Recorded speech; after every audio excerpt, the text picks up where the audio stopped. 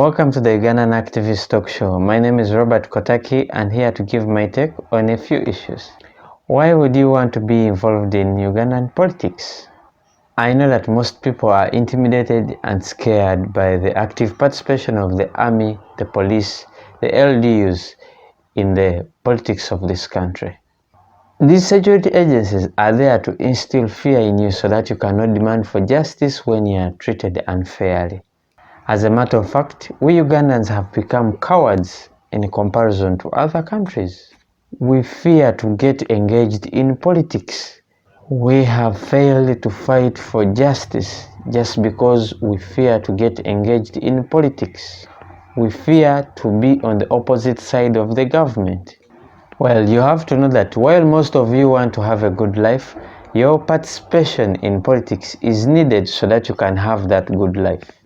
As a matter of fact, politics only exists so that we can have a good life. Politics is there so that the citizens can have a good life. The difference between people and animals is that we can speak and reason. Now, if you can't use your speech and reasoning to contribute to the common good, then what is the difference between you and an animal? What is the difference between you and a goat? Whether you like it or not, the government plays a huge role in our daily lives. The government plays a role in whether your life is going to be good or bad. The government influences the smallest things in your life and the biggest things in your life.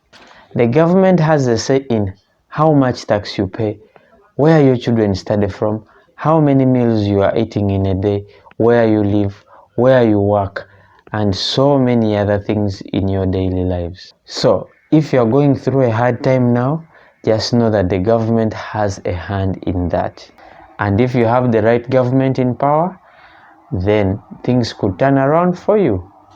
The right government in power could make things better for you. But if you still refuse to participate in politics, if you still refuse to have your voice heard, let me just ask you one question. How will the right government come into power? Have you ever asked yourself that question? Since we know that the government impacts many of the choices we make in our daily lives, why not take time to understand how the whole process works? Why not take time to read the Constitution, to understand who makes the laws, to understand how these laws affect you and me? If you can do that, then you have started to participate in politics.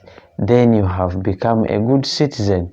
Then you can begin to understand that as a good citizen, you have a responsibility to elect the right president. You have the responsibility to elect the right members of parliament. And these right members of parliament and the right president will be able to make for you good laws. Laws which represent your values as a person.